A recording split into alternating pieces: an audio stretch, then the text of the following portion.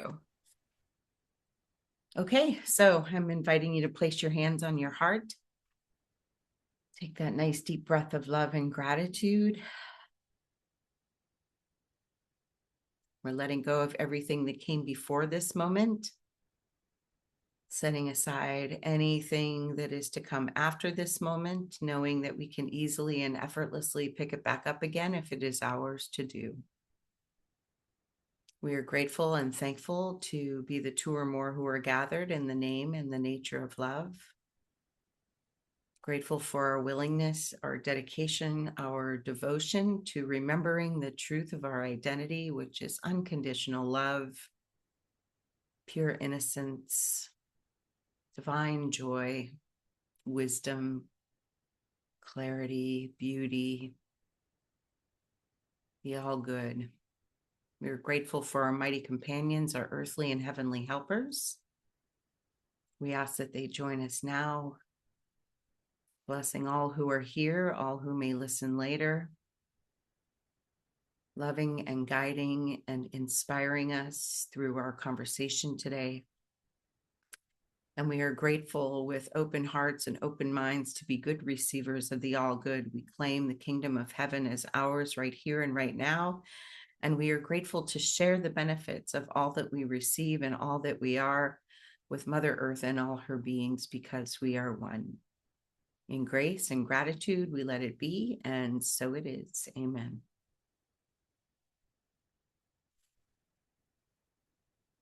So welcome, Dr. Julia. Is this your first time here? Hello, Linda. The first time here in this session, yes. Okay. Well, welcome. I think I remember you from 2018, 2019. I joined the Masterful Living course. Yeah. So this is my third year. Yeah, I knew I recognized your face when you came on. I'm like, I think I've talked to her before. So yeah, glad to have you here. So we are in chapter 11, God or the Ego, in the purple book, the Circle of Atonement's version of A Course in Miracles. And we're in section 8, the real world. And I think I'm going to start, or no, section 9. I apologize. Asking for God's answer. Which chapter? We're in chapter 11, God or the Ego, in the purple book. Purple book. I don't have that. Yeah, the Circle of Atonement book. Circle of Atonement. No, I don't know this one. Okay. I don't know if it's the same in the Foundation for Inner Peace book or not. You can get it as an app. I think it actually reads it too if you want to hear it. Yeah, Yes, please. Let me grab the link to the app for you.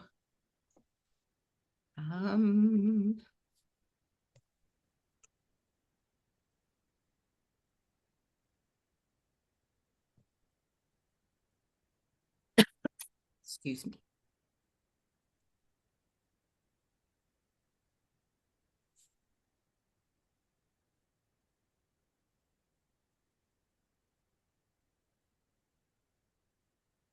There we go. And I'll put it in the chat.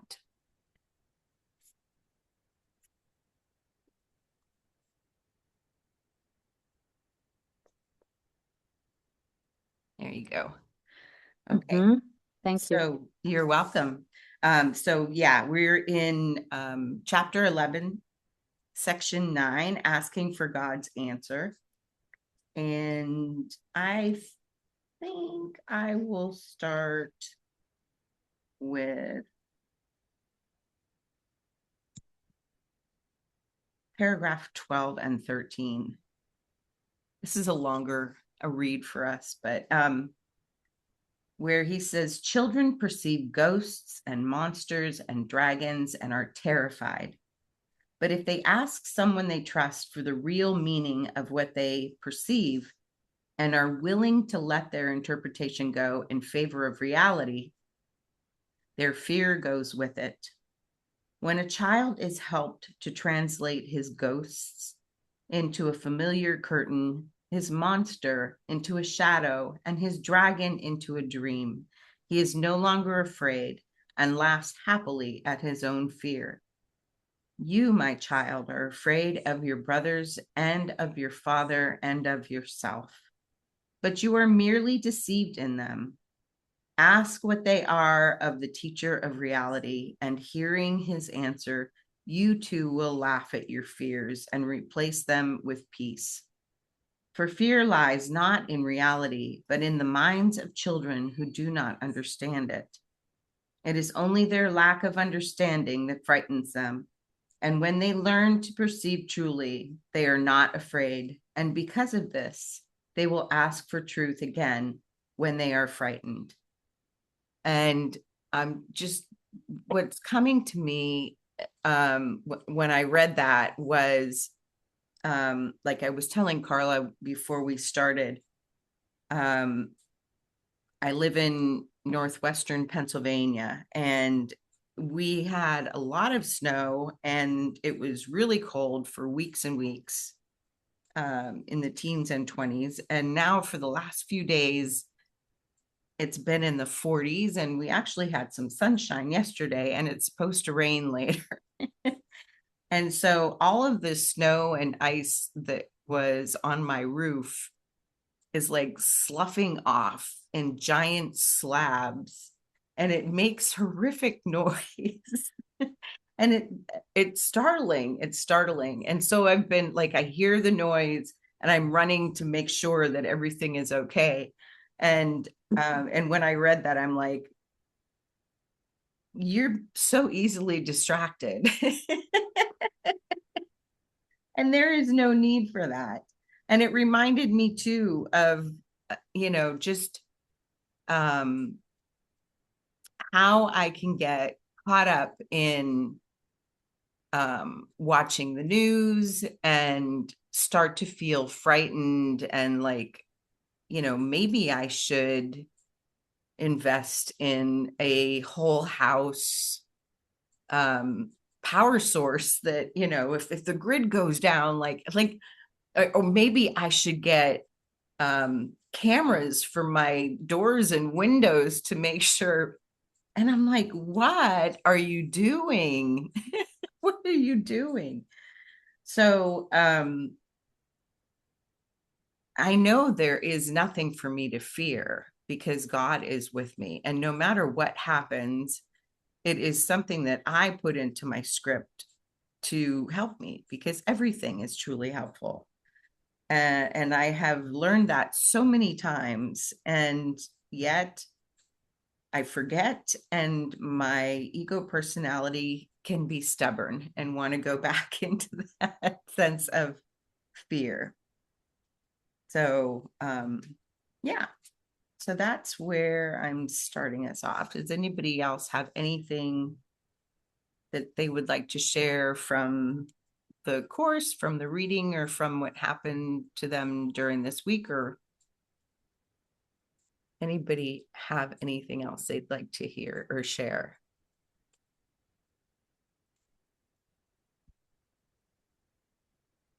No, not really. Okay. Well, I can also share another thing that when I was reading like this paragraph 7 just felt like a hug. Beautiful child of God, you are asking only for what I promised you. Do you believe I would deceive you? The kingdom of heaven is within you. Believe that the truth is in me, for I know that it is in you. God's sons have nothing that they do not share. Ask for truth of any son of God, and you have asked it of me. No one of us has the answer in him to give to anyone who asks it of him. Ask anything of God's Son, and his Father will answer you. For Christ is not deceived in his Father, and his Father is not deceived in him. And then just the first sentence of 8 and the last 2 sentences of 8. Do not then be deceived in your brother, and see only his loving thoughts as his reality. For by denying that his mind is split, you will heal yours. Be not deceived in God's Son, for thereby you must be deceived in yourself. And being deceived in yourself, you are deceived in your Father, in whom no deceit is possible. And again, my mind went to how stubborn. Like sometimes like I feel like my ego's like a dumb dog. I had been doing a dedicated practice for several weeks where I do some yoga stretches and some vagal toning before I go to bed at night. And it helps me to fall asleep quicker. And it also seems to help me to stay asleep. And if I wake up in the middle of the night, I can go back to sleep pretty quickly. And for whatever reason, probably just to prove it to myself again, because the ego is a dumb dog sometimes, I decided instead to watch an extra episode of The Lincoln Lawyer on Netflix. And so when I went to bed, it was later than I would have liked. And so I just thought, well, I'm just going to climb in bed because I'm so tired. I won't have any problems falling asleep. And I think I was awake until almost 1 a.m. And then I woke up in the middle of the night and I was having trouble falling back to sleep. And yeah, it just proves to me again and again that there are things that I see out in the world, that I think I see out in the world, that are more important than what my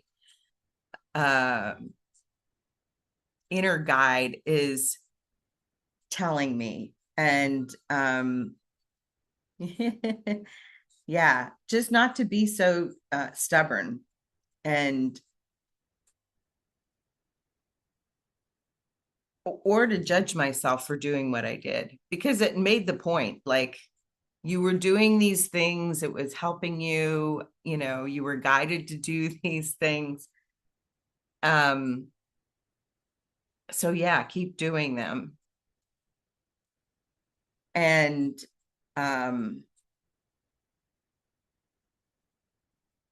yeah, beautiful child of God, you are asking only for what I promised you.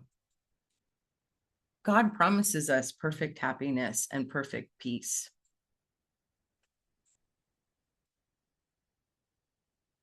All I have to do is accept it. And so that's what I'm interested in doing. Go ahead, Carla.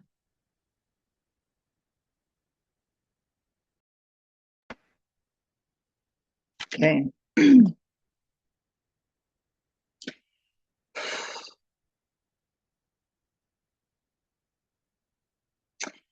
You think we know. And sometimes I've gone through it. I get guidance, get insight, and something, and I realize, shift my perception. I go, yeah, I think I know now.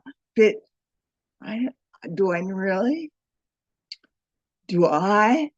Who's the I here? Is it the body self or the spirit self?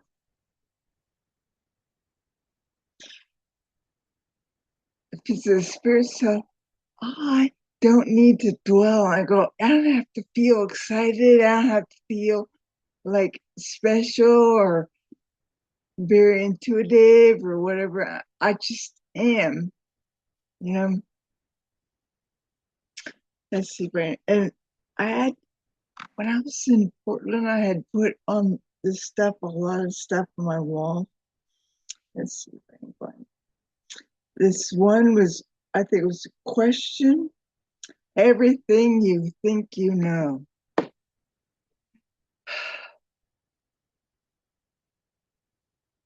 So it's not about stating, I mean, I don't know. Words are ego. they could be used whatever way we choose to use them, you know.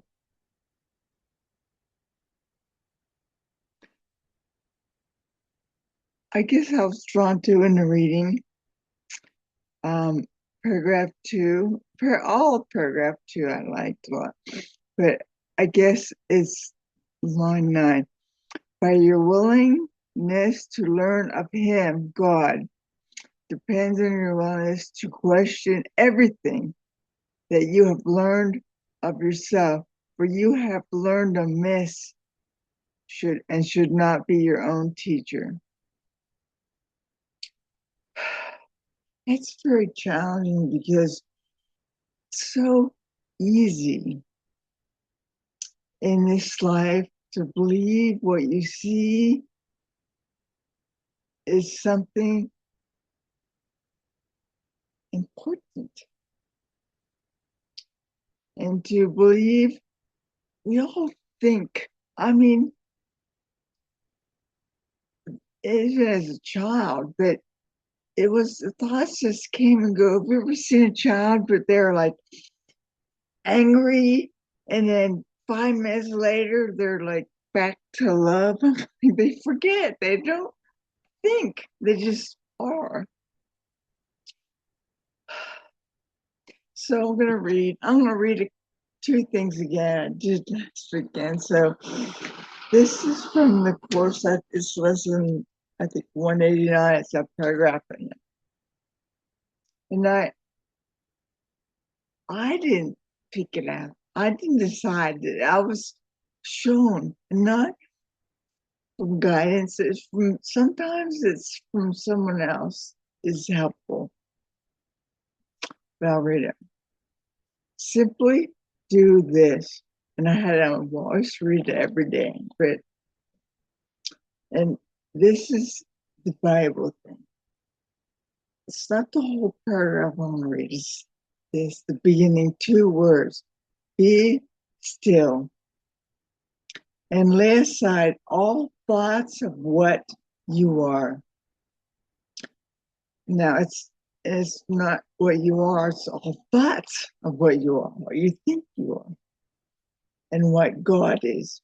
All concepts you have learned about the world, all images you hold about yourself. Empty your mind of everything it thinks is either true or false, or good or bad.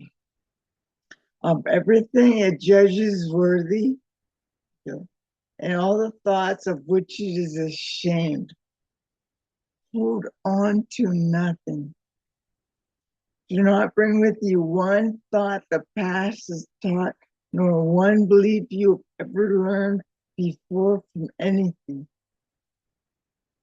Forget this world, forget this course, and come with wholly empty hands unto your God.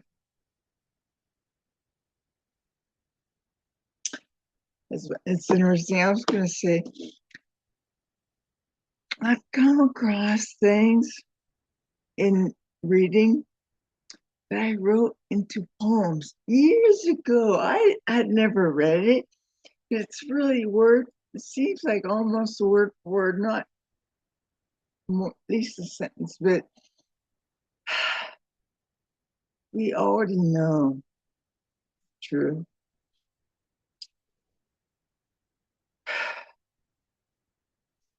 That is the challenge, to live in this world and to address the appearances that happen before you, the experiences you have, the feelings that you feel, the thoughts that seem to be yours. If they're not loving thoughts, if they're not willing thoughts, or tolerant thoughts, whatever you're going to call some aspect of love, not yours. They're really not yours.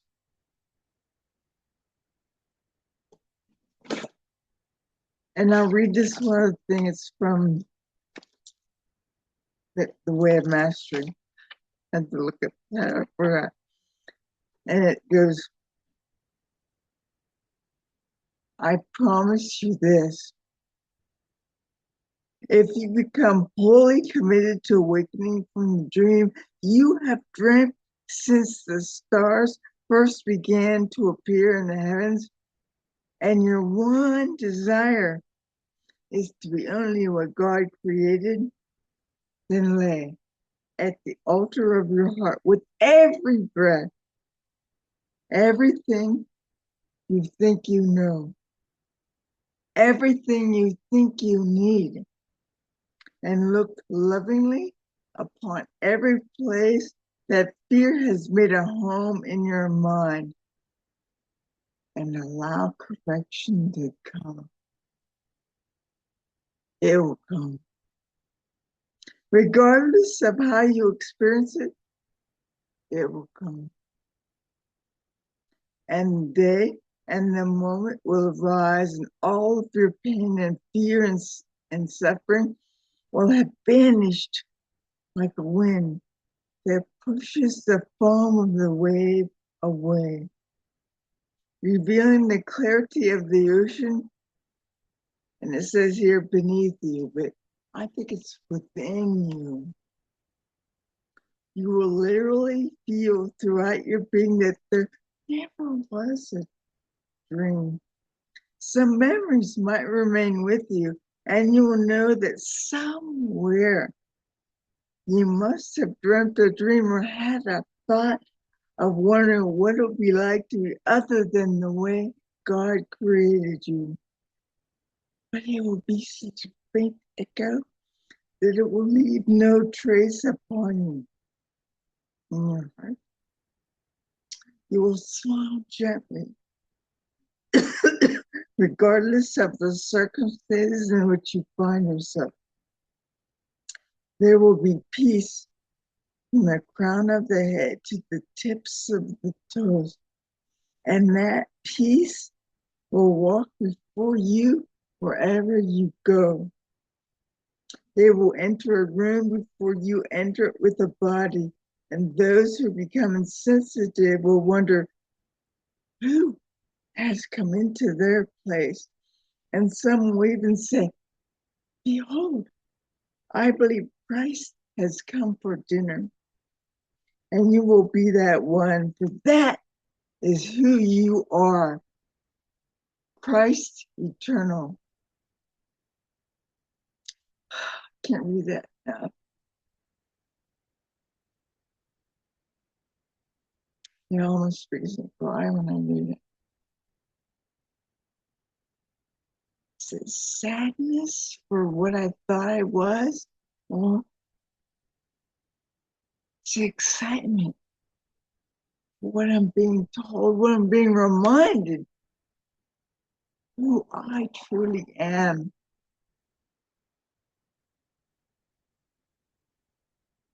God. What is God? Love. God created us like itself. So we are love. Love. Seeking more love all the time. Whether we know it sometimes in ourselves or others, that is all we're doing.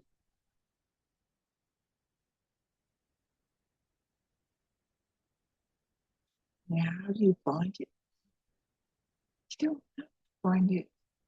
That is who we are. But I found that questions help because they remind me that everything I think I know, everything I think I see, isn't exactly how I perceive it unless I see it with love. Every one of our brothers and sisters have their own journey. We think we try to get stuff, but all we have is the journey.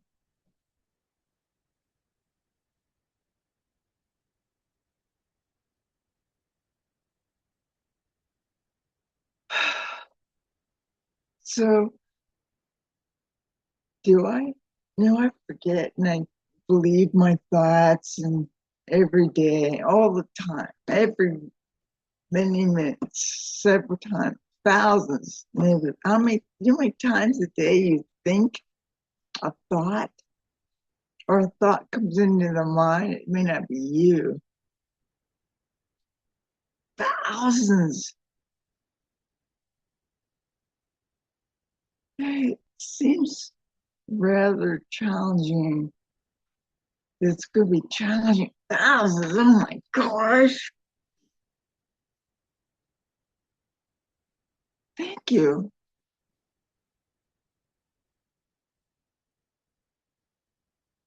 Learning this through is remembering, but often happens through repetition in this physical world.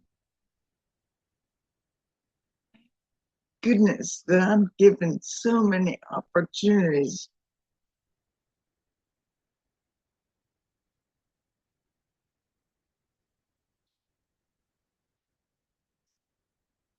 And I can see that thought like, oh, because I need them. But even it's what's the most challenging thing is to be able to discern the difference between thoughts. There's so many of them. I'm learning that thoughts I thought were loving were just the bridge to becoming remembering who I truly am. Because we can't be told all truth. I was just saw this line, it was really good in the class. Truth is not absent here, even in this world, but it is obscure.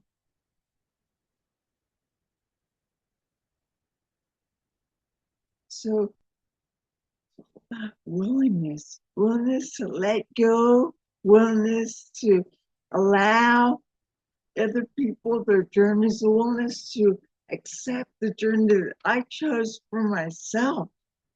It sometimes feels so challenging. Who is deciding it's challenging? Ego. Do your best to love the journey. Love yourself. Think what I read here, see. Nobody. But love yourself. Do your best. It's not about giving yourself gifts or flowers or things you want.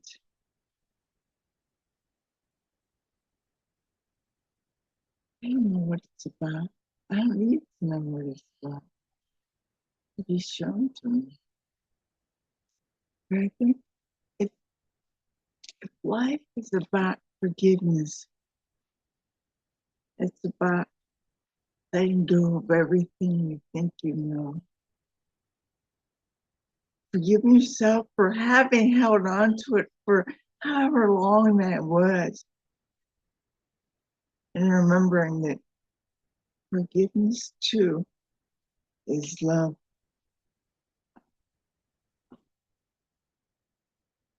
Thank you. Yeah, thank you, Carla.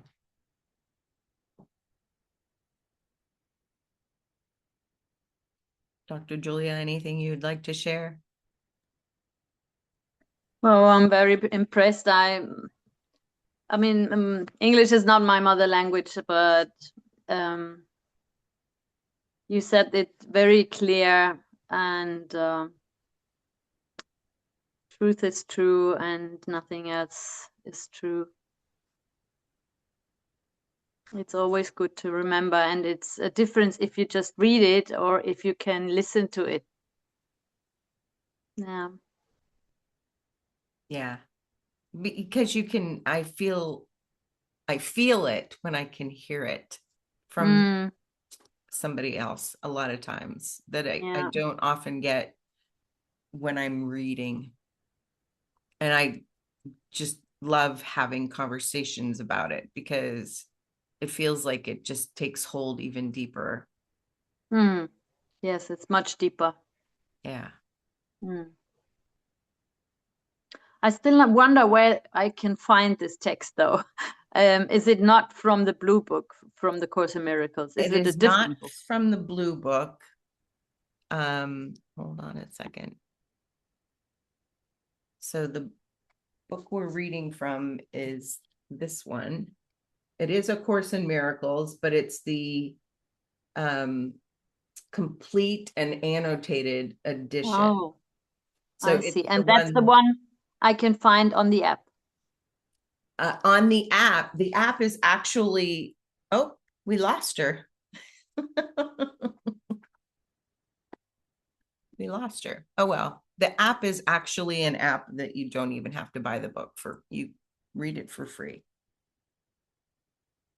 Anyway, maybe she will listen to the replay and hear that.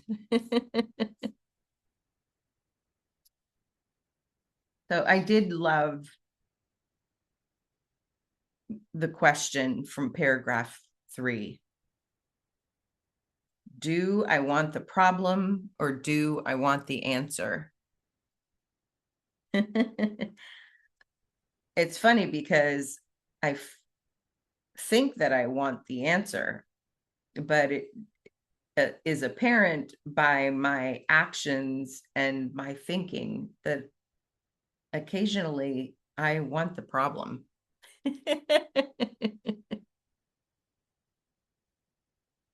Yeah. And then in 4, he says, the Holy Spirit will answer every specific problem as long as you believe that problems are specific. His answer is both many and one, as long as you believe that the one is many. And so really the answer to everything is just that we are one and all is love.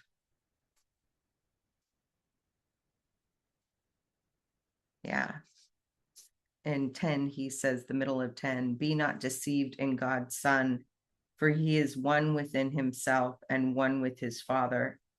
Love him who is beloved of his Father, and you will learn of the Father's love for you. Love him steadily, whatever he does, whatever he says, and he will see the miracle of God, and you will learn of salvation. If this seems hard to do, remember, it is what you want of me.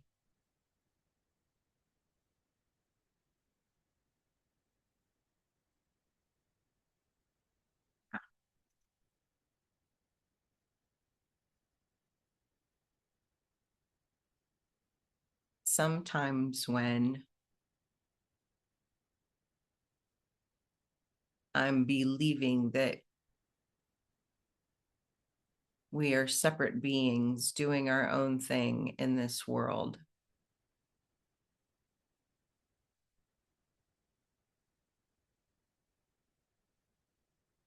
I have the thoughts that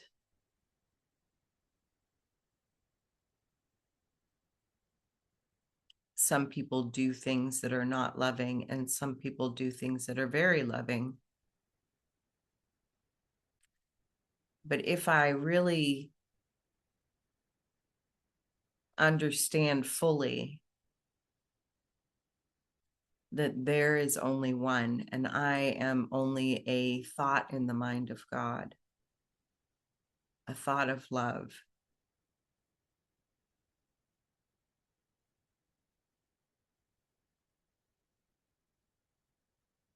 then anyone that I think I see outside of myself is really just parts of me, other thoughts in the mind of God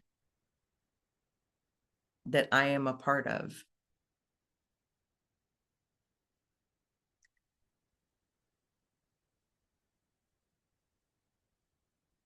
And so there is no one doing anything unloving outside of me. The only thing that is unloving are my own thoughts.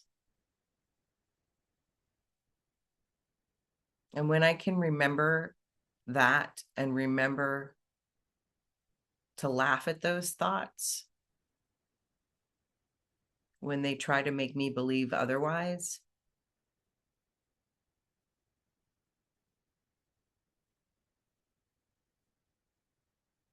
then I can be at peace no matter what is happening.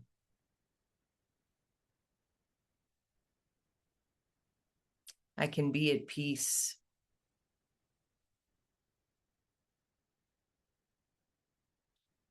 when I think about Rudy being gone for 8 months. I can be at peace when I think about being in this house alone with my 2 cats. And remember that that is not the truth. The truth is, I am a thought in the mind of love. And therefore, I am only love. And so there is nothing to be afraid of. There's nothing to be sad about.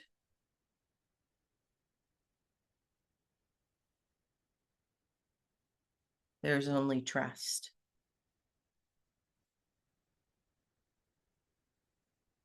So do I want the problem or do I want the answer?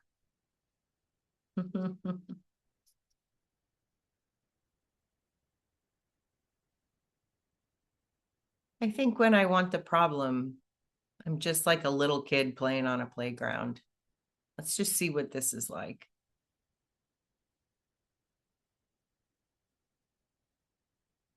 And when I decide I want the answer and I'm willing to accept it, then I come back to that place of peace and feeling unbotherable, because that is the truth of who I am. There are no ghosts or monsters or dragons, except for the thoughts in my mind. Go ahead, Carla.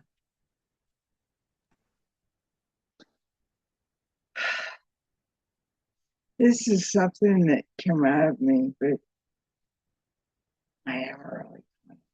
But this is this. Every seeming problem has a solution. The solution is realizing there is no problem. The answer, if needed, is to let go of the belief that there is a problem. Every seeming problem is a healing unfolding, a miracle in process.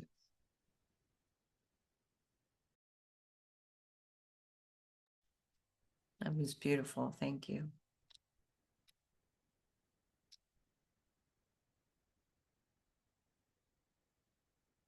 Yeah, I watched the documentary about the poet laureate Andrea Gibson, who passed away last year. And you would think that it would be a sad story, and there were parts that were sad because it was about her fight against ovarian cancer and her death, and what her and her partner went through. But the feeling that I had after watching it was one of hope and determination. because it reminded me again of in the movie Michael, where John Travolta plays Archangel Michael, where he's talking about at the end, like how he's going to miss everything that he has gotten to experience on the earth, because it was going to be his last time being able to do that. And when I remember that, it's like, this is just a playground. So I get to play with all of these emotions. I get to play with all of these thoughts. I get to play with all of these ideas. And when I remember that this is just a playground, then I open myself to being willing to have a new loving experience, no matter what is happening around me, no matter what thoughts are coming in my head. And I can just be grateful for all of it. I can be grateful for all of it. Yeah.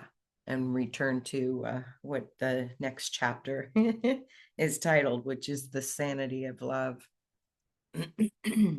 So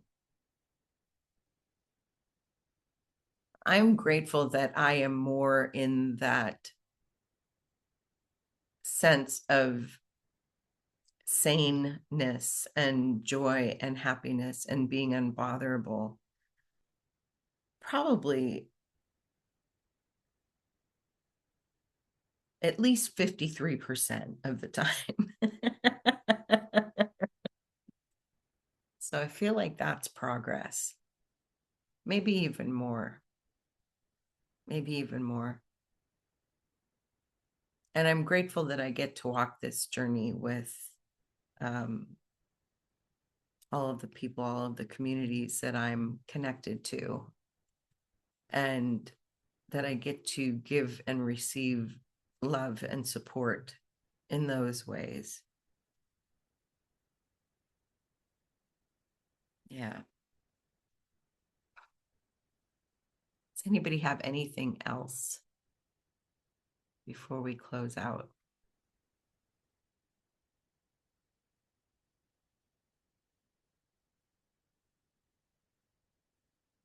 I'd like to know how often you meet up. Once a week? Is it always at this time? Yes. Tuesdays, every Tuesday. Every Tuesday at 12 p.m. Eastern time. Yes, okay.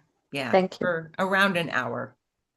I will try to find the text. Okay. Do you have So WhatsApp? WhatsApp? Do you have WhatsApp on the phone? And then Yes. she has a group. Linda has a group that reminds you of I think what you say, reminders like about half an hour before. Yeah, I do. Yeah. Where did you find the link today? There are so many app groups. POL, AOL. Okay. Yeah, Power of Love Ministry. Yeah, I Yes. do. Yeah, I put the reminder every week in that group Yes, also. I have only started, so I don't get through all. I know when my mastery circle is now, and when Jennifer's session is for MLC3. So when I can remember these two, and then I can add some other things. Yeah. Yeah. Well, I'm glad you joined us fine with today. me.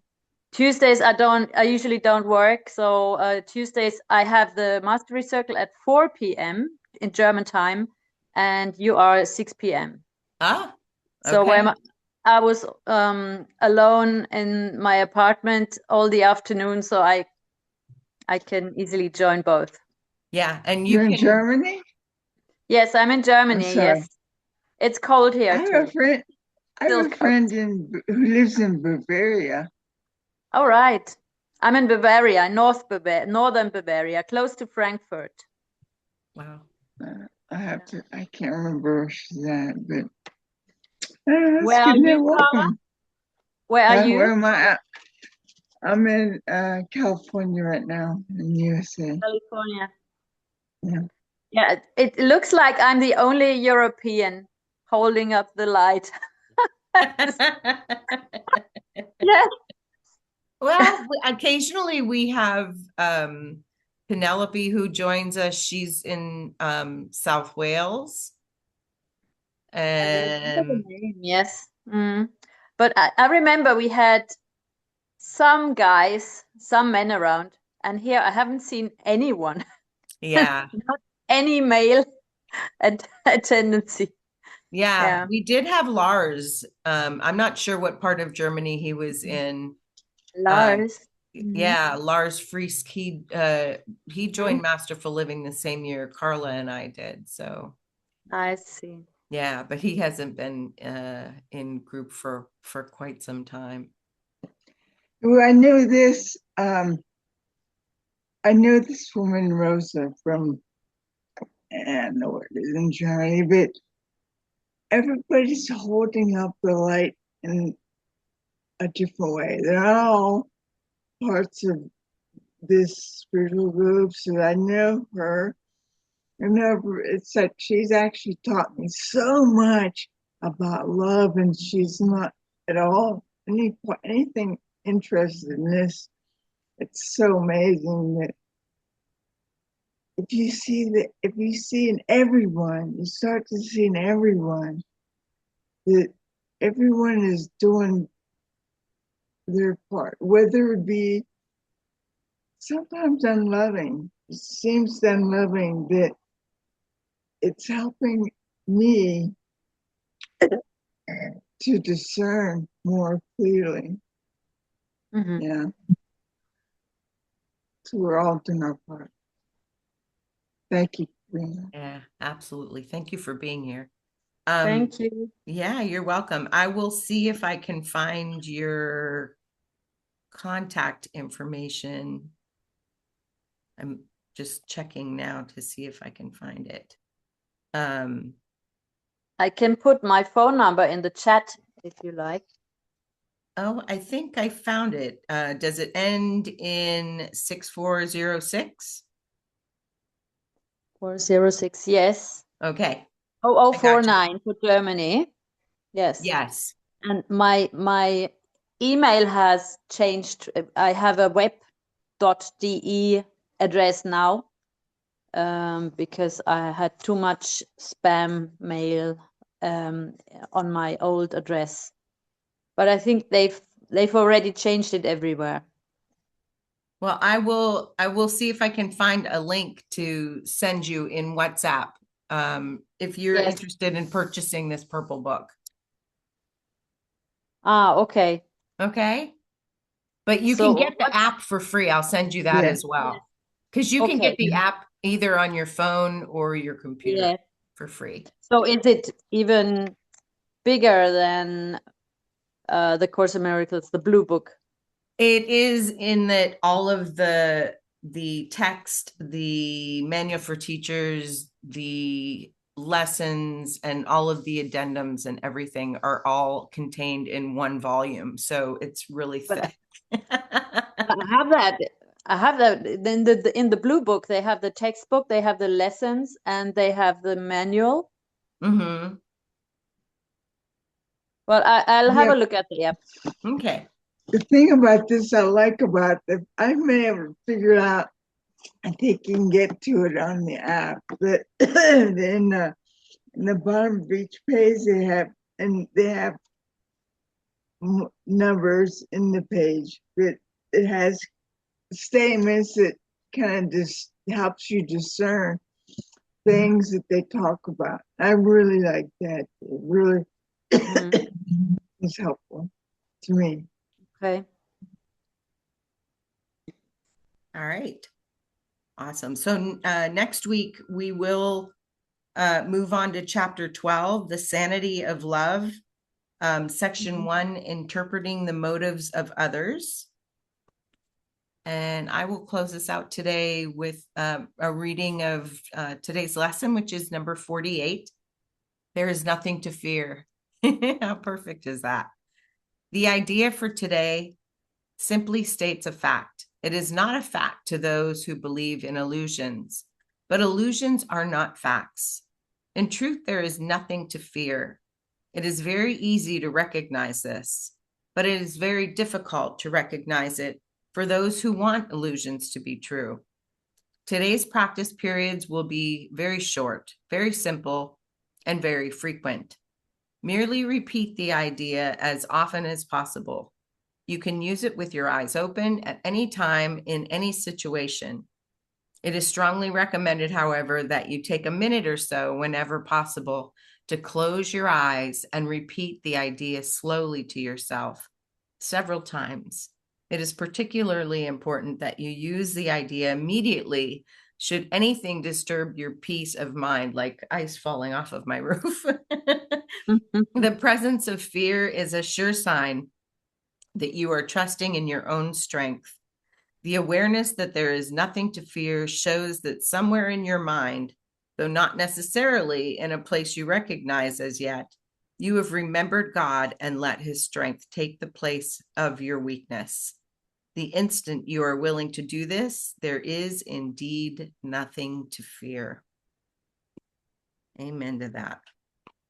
Amen. Thank you, ladies. It was good to join with you today. See y'all. Thank you. Appreciate that. Yeah, you're welcome. Have a good week. You too. Bye for now. Bye.